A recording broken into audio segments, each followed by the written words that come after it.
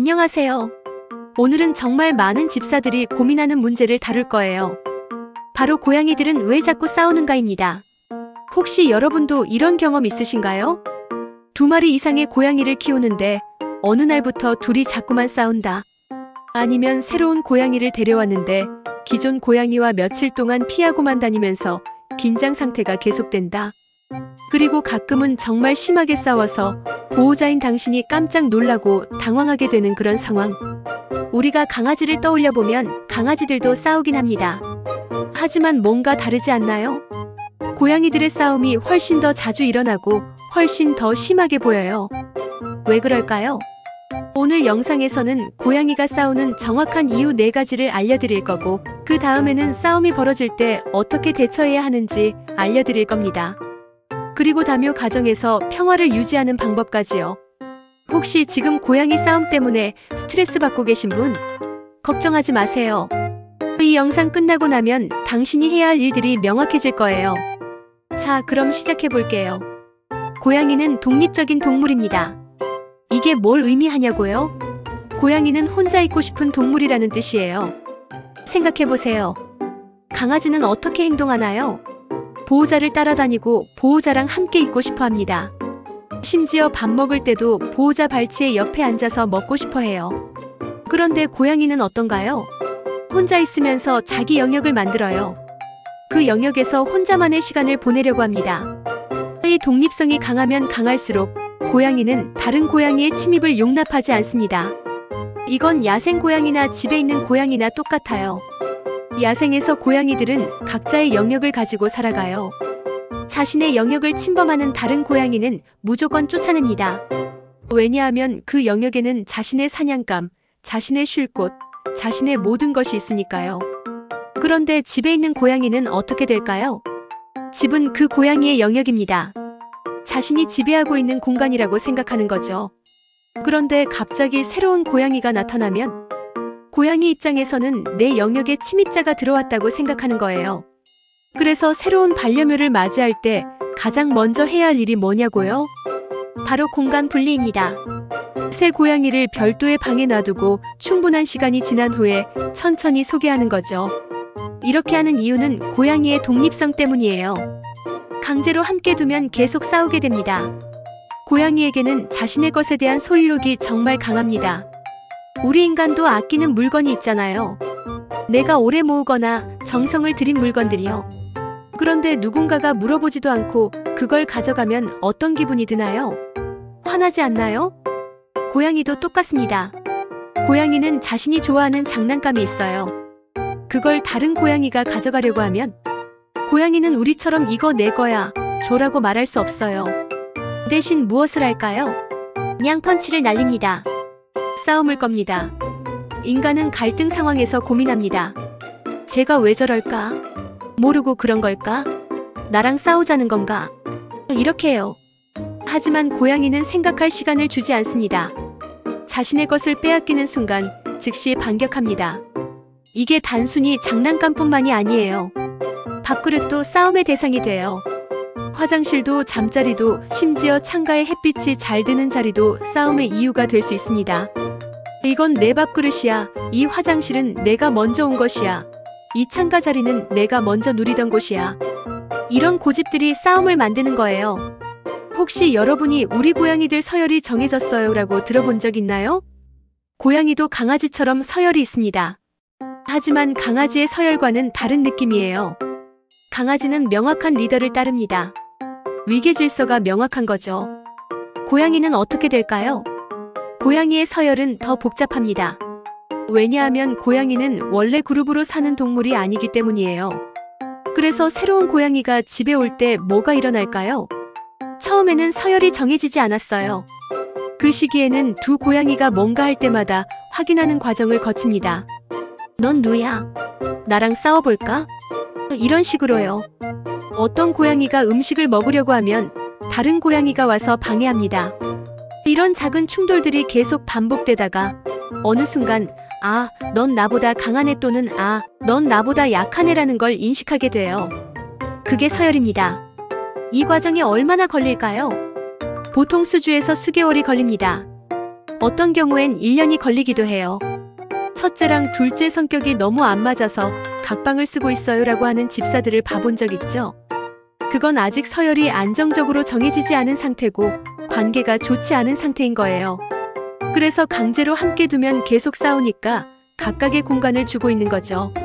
중요한 건 이 과정이 얼마나 오래 걸릴 수 있는가 하는 것입니다. 성격이 잘 맞지 않는 두 고양이가 만나면 정말 오래 걸릴 수 있어요. 심지어 평생 안 친해질 수도 있습니다. 고양이도 우리처럼 기억을 가져요. 그리고 그 기억에 따라 행동이 바뀝니다. 예를 들어볼게요. 한 고양이가 선반에서 발이 끼어서 바닥으로 떨어진 적이 있다고 해봅시다. 정말 아팠겠죠? 그런데 그 고양이가 정신을 차리고 일어나면서 바로 옆에 다른 형제 고양이가 서 있었어요. 그 형제 고양이는 사실 아무것도 한 게 아니에요. 고양이가 추락하는 걸 그냥 보기만 했을 뿐이죠. 하지만 고양이 입장에서는 뭘까요? 아, 저 고양이 때문에 내가 떨어진 것 같은데? 이렇게 생각하는 거예요. 논리적이지 않지만 고양이의 뇌에서는 그런 연결이 만들어집니다. 그 이후로는 어떻게 될까요? 그 형제 고양이를 볼 때마다 싸웁니다. 이건 단순한 서열 싸움이 아니에요. 이건 트라우마에서 비롯된 싸움입니다. 고양이가 무고한 상대에게 화풀이를 하는 거죠. 이런 상황은 정말 길어질 수 있습니다. 왜냐하면 고양이는 그 기억을 계속 가지고 있으니까요. 매번 그 고양이를 볼 때마다 그날의 기억과 고통이 다시 되살아납니다. 자, 이제 문제가 됐어요. 우리 고양이들이 싸우고 있어요. 피가 나고 울음소리도 크고 정말 위험해 보여요. 그럼 보호자들이 뭘 할까요? 가장 본능적으로 하는 행동이 뭔지 아나요? 아, 안 돼. 그만. 이렇게 소리를 지르는 거예요. 아니면 박수를 친다거나 손뼉을 치면서 주의를 끌려고 해요. 짝짝짝. 이렇게 해요. 좋은 의도죠. 두 고양이의 주의를 돌려서 싸움을 멈추게 하려는 거니까요. 하지만 현실은 어떨까요? 효과가 없습니다. 전혀요. 왜 그럴까요? 고양이가 싸우고 있을 때 고양이의 뇌는 어떤 상태일까요? 전쟁 상태입니다. 일종의 비상 모드가 작동돼 있어요. 이 상태에서 고양이는 다른 것에 신경 쓸 수 없습니다. 여러분이 소리를 지르는 것, 박수를 치는 것, 이런 것들은 고양이의 뇌에 도달하지 못해요. 고양이는 오직 목표에만 집중합니다. 저 고양이를 이겨야 한다는 것에만요. 게다가 우리가 소리를 지르면 어떻게 될까요? 고양이가 더 흥분할 수도 있습니다. 아, 저 큰 것도 나를 위협하는 건가? 라고 생각할 수도 있다는 뜻이에요. 고양이는 우리의 흥분을 감지합니다. 고양이는 호르몬 냄새를 맡을 수 있거든요. 우리가 긴장하고 흥분하면 고양이도 더 긴장하고 흥분합니다. 그럼 물 뿌리기는 어떨까요? 어떤 사람들은 분무기에 물을 담아놨다가 고양이가 싸울 때 물을 뿌립니다. 아, 이렇게 하면 고양이가 놀라서 싸움을 멈출 거야 라고 생각하면서요. 정말 순간적으로는 효과가 있을 수도 있어요. 고양이가 깜짝 놀라서 물러날 수도 있다는 뜻이에요.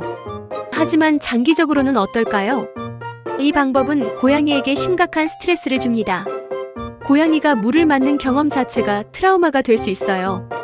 그리고 고양이가 물을 뿌리는 사람을 무서워하게 될 수도 있어요. 결국 건강한 관계를 해치는 거죠. 또한 물을 뿌려서 싸움이 멈춘다고 해도 그건 근본적인 해결이 아닙니다. 고양이들의 갈등이 해결된 게 아니니까요. 나중에 다시 싸울 가능성이 높습니다. 그러면 정말 효과적인 방법은 뭘까요? 고양이 전문가들이 말하는 가장 효과적인 방법을 알려드릴게요. 바로 두 고양이 사이에 장벽을 만드는 거예요. 물리적인 장벽을 만들어서 서로를 볼 수 없게 가리는 겁니다. 어떻게 하냐고요? 간단해요. 집에 있는 큰 박스를 펼쳐가지고 두 고양이 사이에 세워놓으면 됩니다. 또는 담요나 큰 천을 펼쳐가지고 그 사이를 가로막아도 돼요. 심지어 쿠션을 쌓아서 장벽을 만들어도 괜찮습니다.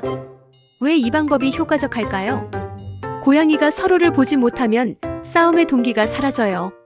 우리가 생각해보면 싸움은 시각적 자극으로 시작됩니다. 저 고양이가 나를 노려본다. 저 고양이가 나에게 도전하는 건가? 이런 시각적 신호들이 있기 때문에 싸움이 계속되는 거거든요.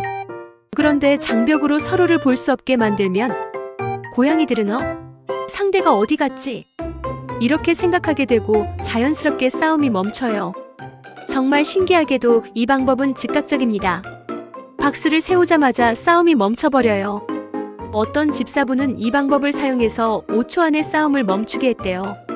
장벽을 만들 때 주의할 점이 뭘까요? 크기가 중요해요.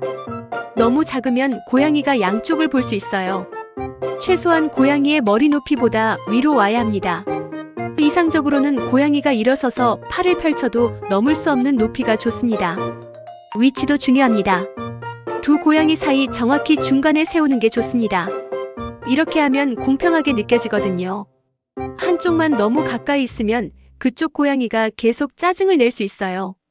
그리고 장벽 양쪽의 고양이의 냄새가 서로에게 익숙해질 시간을 줍니다. 이 방법은 임시방편이 아니에요. 장기간 사용해도 됩니다. 실제로 다묘 가정에서 각방을 사용하는 것도 결국 이 원리를 적용한 거거든요. 장벽이 영구적인 분리라면 고양이들은 각각의 영역에서 편안하게 쉴 수 있어요. 하지만 정말 위험한 상황이 있어요.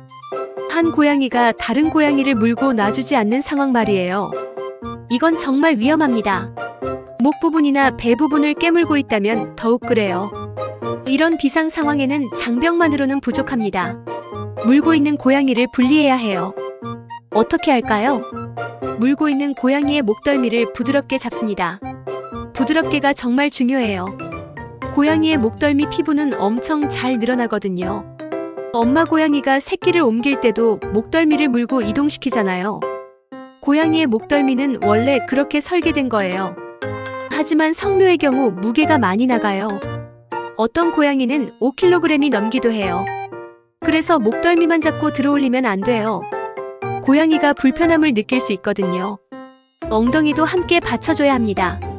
한 손으로는 목덜미를 부드럽게 잡고 다른 손으로는 엉덩이를 받쳐주세요. 이렇게 해서 물고 있는 고양이를 들어올리면 고양이는 자동으로 물고 있던 것을 놔줘요. 왜냐하면 중력의 영향으로 물고 있는 자세를 유지할 수 없거든요. 고양이의 뒷다리가 공중에 매달리면 고양이는 본능적으로 놓아버립니다. 그 다음에는 뭘 할까요? 물고 있던 고양이를 재빠르게 다른 방으로 이동시킵니다.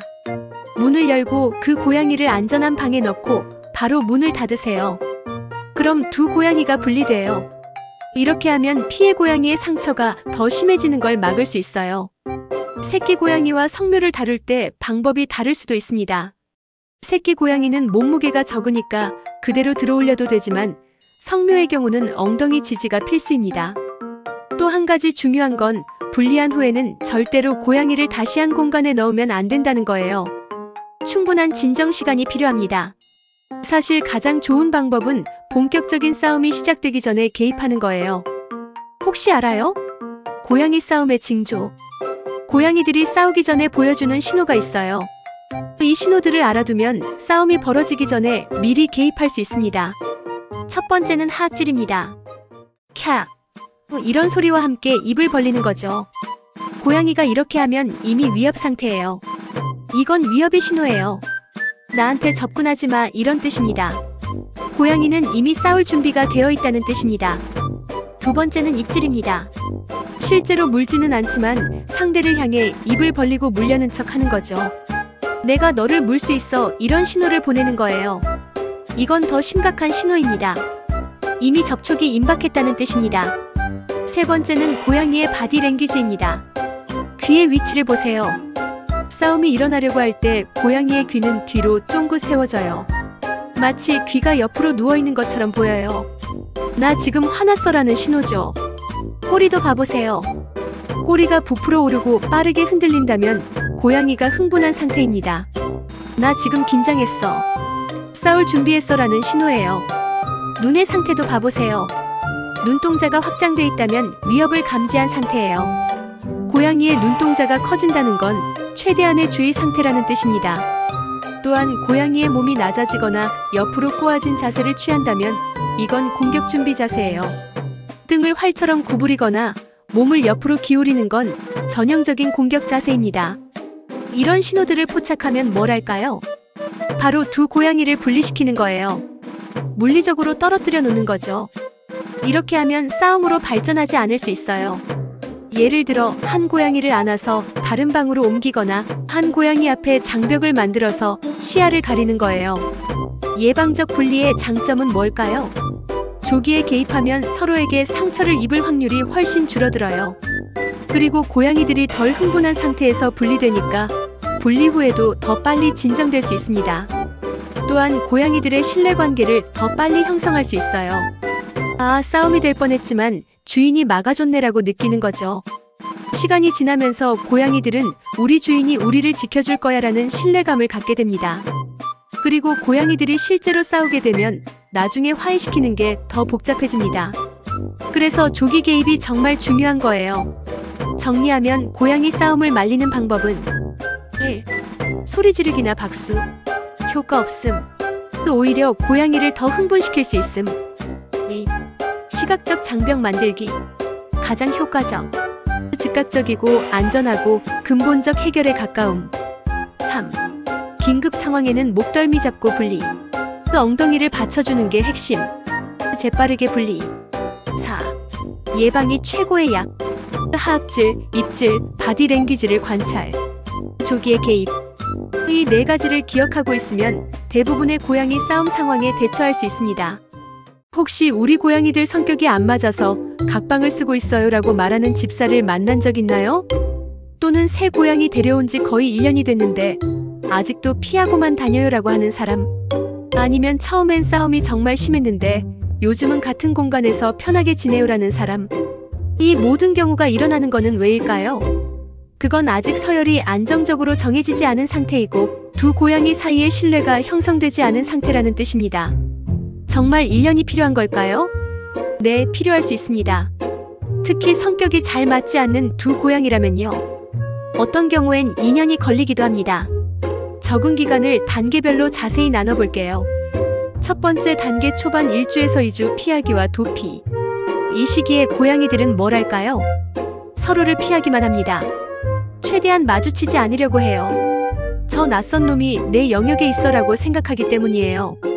그래서 한 고양이는 침실에만 있고 다른 고양이는 거실에만 있는 식으로 행동해요. 밥 시간도 각각 다르게 설정해서 함께 먹는 상황을 피합니다. 이 시기는 사실 가장 조용한 시기예요. 눈에 띄는 싸움은 별로 없습니다. 하지만 보호자 입장에서는 답답할 수 있어요. 우리 고양이들 왜 이렇게 안 친하지? 라고 생각할 수 있거든요. 하지만 이건 정상이에요. 고양이가 새로운 환경에 적응하는 과정입니다. 두 번째 단계 중반 1-3개월 서열 정리 싸움. 이 시기가 가장 위험해요. 왜냐하면 서열 정리 싸움이 본격적으로 일어나거든요. 고양이들이 이제 서로를 인식하기 시작했어요. 저 고양이가 있네. 그럼 넌 누구, 나는 누지? 라고 생각하는 거죠. 넌 누야? 나랑 싸워볼까? 라는 식의 충돌들이 자주 일어납니다. 한 고양이가 복도를 지나가다가 다른 고양이와 마주치면 아, 그거 내 길이야 라는 식으로 시작되는 거죠. 음식을 먹으려고 하면 다른 고양이가 와서 방해합니다. 화장실에 가려고 하면 다른 고양이가 선점해버립니다. 이런 작은 충돌들이 계속 반복돼요. 뿔라뿔라한 싸움도 늘어나고요. 진짜 위험한 싸움도 일어날 수 있어요. 이 시기에 보호자가 해야 할 일은 침착함을 유지하는 거예요. 아, 우리 고양이들이 싸운다 하고 너무 걱정하지 마세요. 이건 자연스러운 과정입니다. 물론 심각한 싸움은 개입해야 하지만 작은 충돌은 고양이들이 관계를 정립하는 과정이에요. 세 번째 단계 후반 3개월에서 12개월 관계 안정화. 이 시기가 지나가면서 서서히 관계가 안정화돼요. 아, 넌 나보다 강한 애 또는 아, 넌 나보다 약한 애라는 걸 인식하게 되니까요. 싸움의 빈도가 줄어듭니다. 고양이들이 이제 같은 공간에 있어도 불편해하지 않기 시작합니다. 심지어 가까워지기도 해요. 한 고양이가 다른 고양이 옆에 앉아도 싸우지 않고 때로는 함께 쉬기도 합니다. 더 진행되면 고양이들이 서로 핥아주기도 해요. 혹은 우리 그냥 각각 우리 영역에서 살자라는 식의 합의가 이루어지기도 합니다. 이건 최고의 결과는 아니지만 평화로운 공존이 가능해진 상태예요. 왜 시간이 그렇게 오래 걸릴까요? 이건 호르몬의 문제예요. 고양이가 새로운 환경이나 새로운 고양이를 만나면 스트레스 호르몬인 코르티솔이 대량으로 분비됩니다. 이 호르몬이 줄어들려면 시간이 필요해요. 며칠 정도로는 부족합니다. 또한 고양이의 뇌가 새로운 상황에 적응하려면 충분한 시간이 필요합니다. 고양이의 뇌는 느리게 변합니다. 신뢰관계를 형성하려면 반복된 긍정적인 경험이 필요합니다. 고양이가 저 고양이는 위협이 아니야 라고 충분히 확신해야 해요. 강제로 함께 두면 어떻게 될까요? 스트레스만 증가해요. 싸움도 더 많아지고 고양이의 심리적 상태도 악화될 수 있습니다. 고양이가 계속 피하려고 하는데 같은 공간에 강제로 두면 고양이는 더 이상 도망칠 곳이 없다고 생각합니다. 절망에 빠지기도 해요. 그래서 인내심 있게 기다리는 게 정말 중요한 거예요. 그런데 모든 싸움에 개입해야 할까요? 아니면 모든 싸움을 방치해야 할까요? 정답은 상황에 따라 다르다입니다. 이건 정말 중요한 판단이에요. 어떨 때 개입해야 할까요? 첫째, 싸움이 진짜 심할 때입니다. 한 고양이가 다른 고양이의 목을 죄고 있다거나 뼈를 계속 차고 있다거나 정말 위험한 상황이라면 즉시 개입해야 합니다.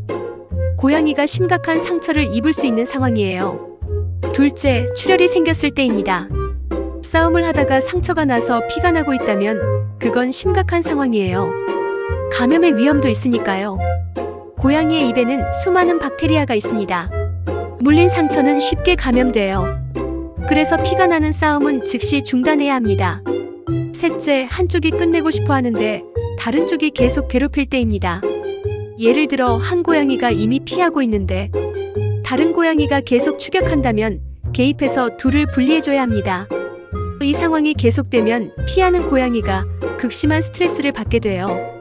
음식을 먹을 시간도 화장실을 갈 시간도 없거든요. 넷째, 고양이가 도망칠 수 없는 상황입니다.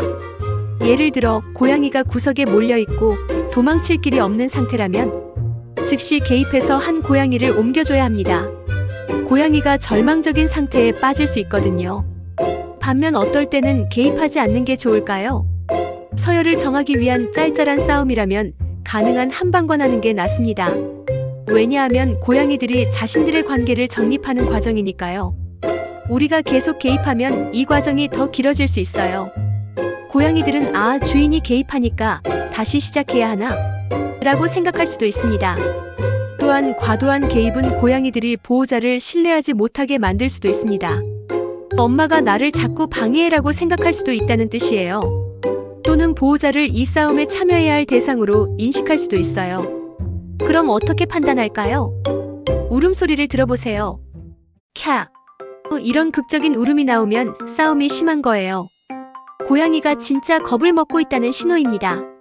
반대로 우르릉거리는 소리만 난다면 경고의 신호일 수 있습니다. 나랑 싸우지 말라는 경고일 수도 있고 서열 정리 과정일 수도 있어요.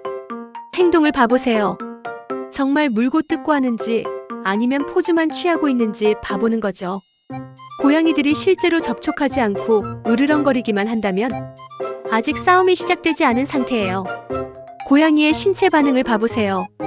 한 고양이가 극도로 긴장한 상태라면 신체가 딱딱해져요. 근육이 긴장돼서 마치 동상에 빠진 것처럼 보입니다. 이 상태가 계속되면 스트레스가 심해져요. 그리고 가장 중요한 건 당신의 직관입니다. 이 싸움은 위험해 보인다는 느낌이 든다면 개입하세요. 집사의 직관은 정말 중요해요. 당신이 수십 번 보지 못해도 당신의 뇌가 감지한 위험 신호는 정확할 수 있습니다. 다묘 가정에서 평화를 유지하려면 환경 구성이 정말 중요해요. 이건 싸움을 줄이는 가장 기초적인 방법입니다.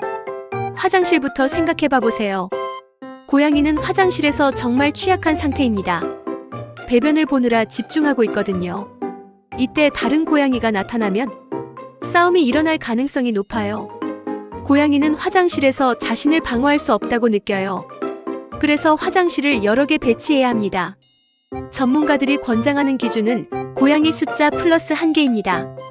2마리면 화장실 3개, 3마리면 화장실 4개 이런 식이죠. 그리고 화장실은 서로 떨어진 장소에 놔야 해요. 거리가 멀수록 좋습니다. 한 고양이가 화장실을 사용 중일 때 다른 고양이가 다른 화장실을 사용할 수 있도록 말이에요. 또한 화장실 근처에 도망칠 수 있는 경로가 있어야 합니다. 고양이가 화장실에 갇힌 느낌을 받으면 안 돼요. 밥그릇도 마찬가지입니다.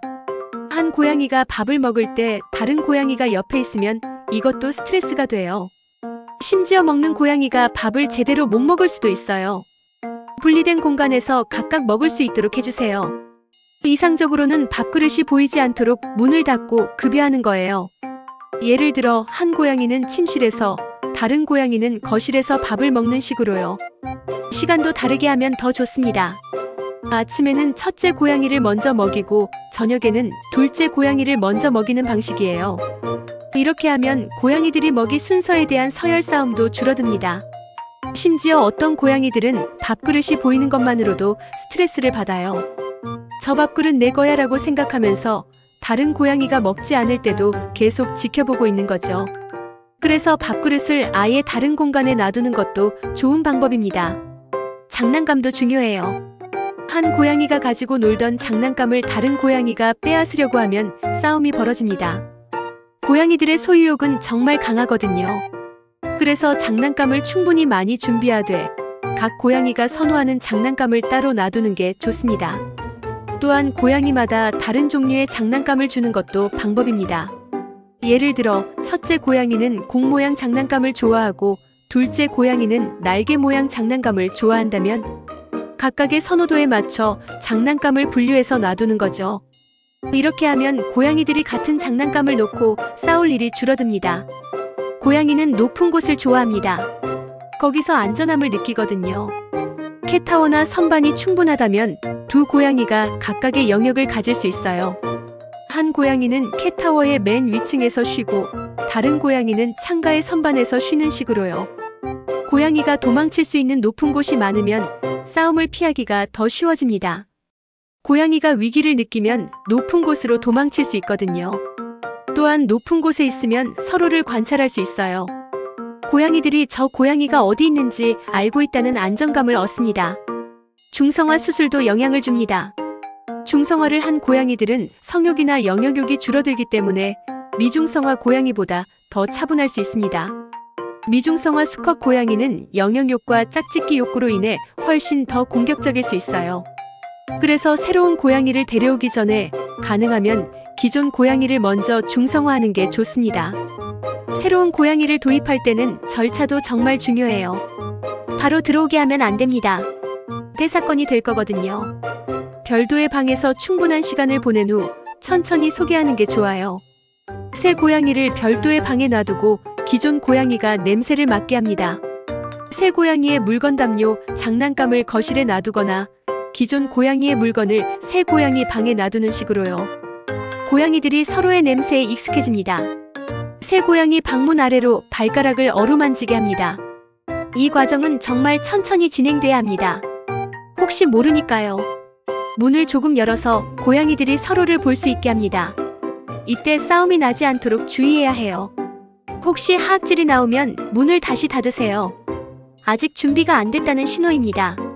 마지막으로 새 고양이를 거실로 데려옵니다. 이 과정을 몇 주에서 몇 개월에 걸쳐서 진행하면 싸움 없이 소개할 가능성이 훨씬 높아집니다. 이 절차는 번거로워 보이지만 나중에 스트레스와 싸움을 생각하면 정말 가치 있는 투자입니다. 서두르지 마세요. 고양이들의 관계는 한번 망가지면 회복하기 정말 어려워요. 우리가 고양이에 대해 갖고 있는 오해들이 정말 많아요. 그 오해들이 때로는 고양이에게 안 좋은 결정을 내리게 하기도 합니다. 이런 오해들을 하나씩 점검해 봅시다. 첫 번째 오해, 고양이는 원래 혼자가 아니면 안 된다. 이건 거짓입니다. 물론 고양이는 독립적인 동물이에요. 하지만 그렇다고 혼자여야 한다는 뜻은 아닙니다. 고양이는 올바른 환경과 올바른 상대방이 있다면 다른 고양이와 잘 지낼 수 있습니다. 실제로 많은 다묘 가정의 고양이들이 함께 놀고 함께 쉬고 심지어 서로 하차주기도 합니다. 고양이가 혼자 있는 걸 선호하는 건 고양이의 성격이나 현재 상황 때문이지 고양이 종 전체의 특성은 아닙니다. 두 번째 오해, 수컷끼리 싸우는 게 더 심하다. 이건 부분적 사실입니다. 중성화 전 미중성화 수컷들이 싸울 때는 정말 심할 수 있어요. 호르몬이 풍부하기 때문에 영역욕과 짝짓기 욕구로 인한 싸움이 심하죠. 하지만 중성화된 고양이들은 성별에 관계없이 싸울 수 있습니다. 오히려 중성화된 암컷이 더 공격적일 수도 있어요. 성격에 따라 다르다는 뜻입니다. 세 번째 오해 어린 나이에 함께 키우면 사이가 좋다. 이것도 보장되지 않습니다. 새끼 고양이들도 성격이 다르고 성향이 다르고 싸움을 할 수 있어요. 오히려 미숙한 상태에서 싸우기를 배울 수도 있습니다. 또한 새끼 고양이가 나중에 성묘가 되면서 성격이 완전히 달라질 수도 있어요. 새끼 때 조용하던 고양이가 어른이 되면서 무척 공격적이 될 수도 있다는 뜻입니다.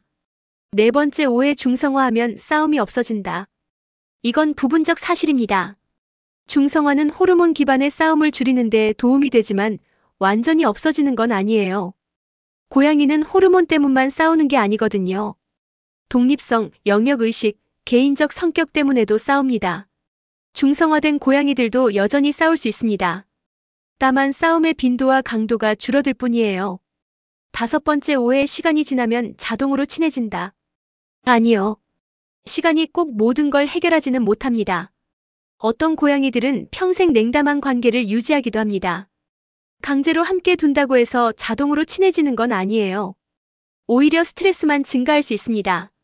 다만 올바른 환경과 올바른 개입이 있으면 친해질 가능성이 훨씬 높아집니다. 여섯 번째 오해 새끼 고양이는 적응이 쉽다. 이건 역설입니다. 새끼 고양이가 성묘에게 괴롭힘을 당할 수도 있습니다. 성묘가 어린 고양이를 낮추려고 할 수도 있다는 뜻입니다. 새끼 고양이의 에너지가 넘쳐서 성묘가 스트레스를 받을 수도 있어요. 또한 새끼 고양이는 아직 싸움 에티켓을 모릅니다. 물기도 많고 핥히기도 많아요. 성묘가 이를 수용하지 못할 수도 있습니다. 이제 진짜 진실을 알아봅시다. 첫째, 고양이도 우정을 나눌 수 있습니다. 두 고양이가 함께 놀고 함께 쉬고 때로는 서로 하차주는 광경을 본 적 있나요? 그건 고양이 사이의 진짜 유대감을 보여주는 거예요. 정말 아름다운 광경입니다. 고양이들이 서로의 얼굴을 핥아주거나 함께 누워서 자는 건 고양이가 상대를 신뢰하고 사랑한다는 증거입니다. 이건 본능적인 행동이 아니라 진정한 유대감에서 비롯된 행동이에요. 하지만 이건 자동으로 되지 않아요. 올바른 환경과 시간이 필요합니다. 둘째, 이건 선택의 문제입니다. 보호자가 이 두 고양이를 함께 살게 하겠다고 결정했을 때 그 결정에 따라 고양이의 삶이 결정되는 거예요. 잘못된 매칭은 고양이들에게 스트레스만 줍니다. 성격이 맞지 않는 두 고양이를 억지로 함께 살게 하면 둘 다 불행해집니다. 반대로 성격이 잘 맞는 두 고양이를 함께 살게 하면 서로에게 최고의 반려자가 될 수 있어요. 셋째, 다묘 가정 성공의 핵심은 개별 성격의 이해입니다.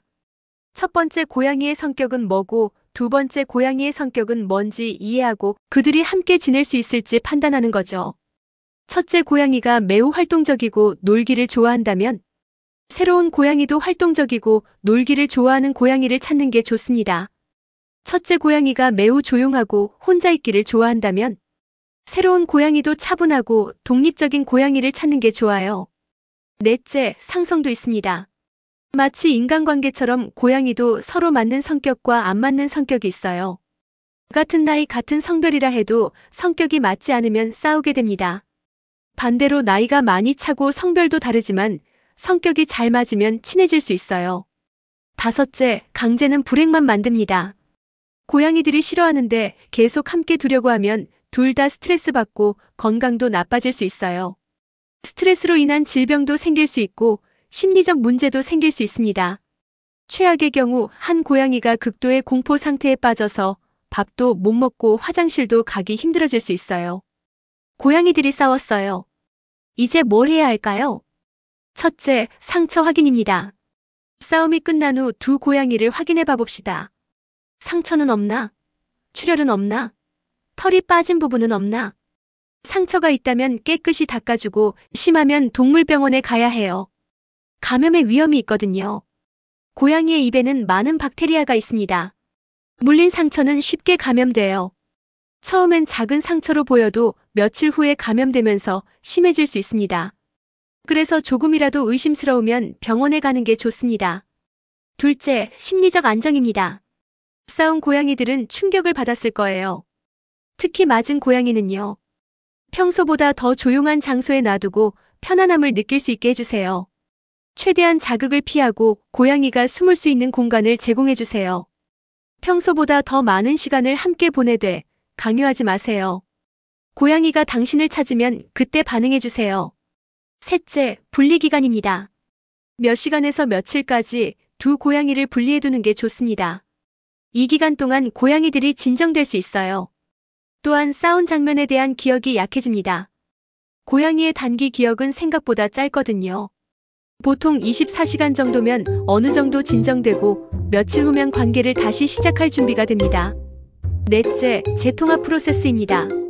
다시 만나기 전에 냄새를 맡게 하고 문을 통해 접촉하게 하고 최종적으로 같은 공간에 들여놓는 식으로 천천히 진행해야 해요.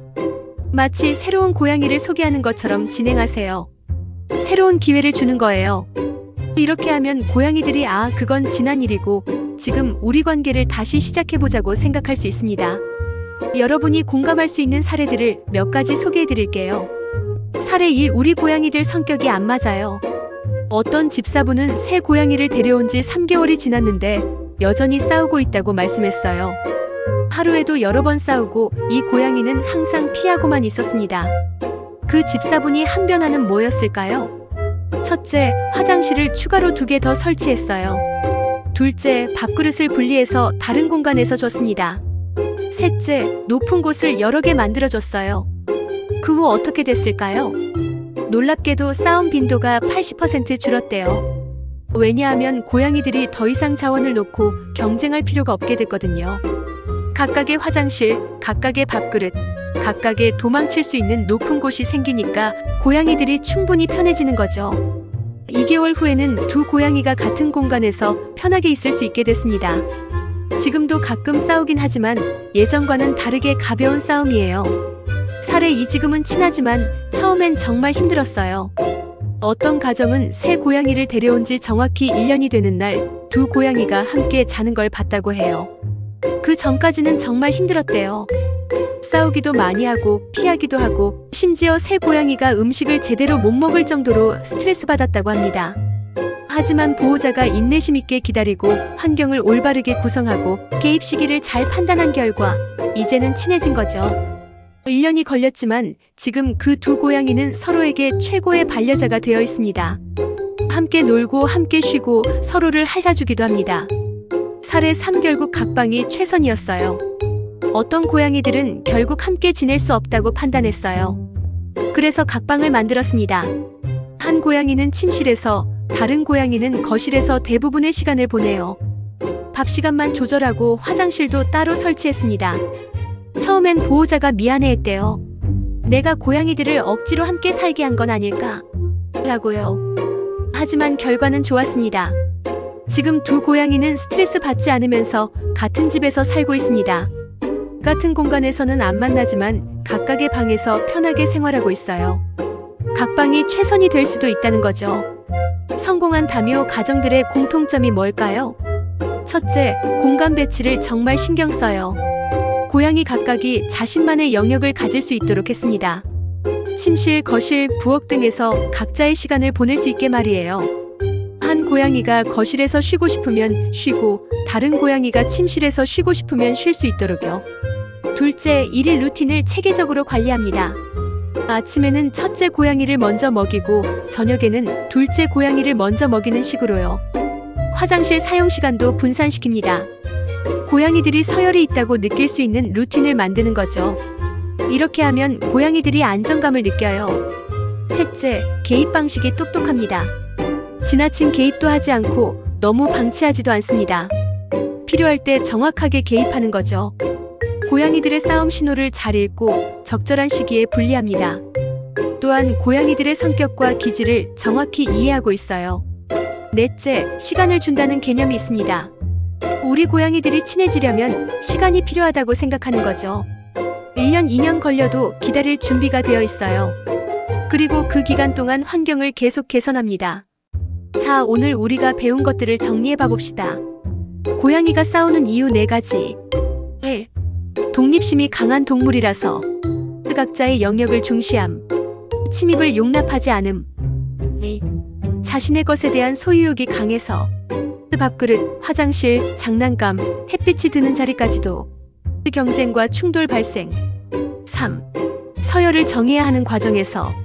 새로운 관계 정립의 필연적 과정. 수주에서 수개월 소요. 4. 과거의 안 좋은 기억 때문에 트라우마와 무관한 대상에게 화풀이 장기간 지속될 수 있음. 싸움 말리는 방법. 1.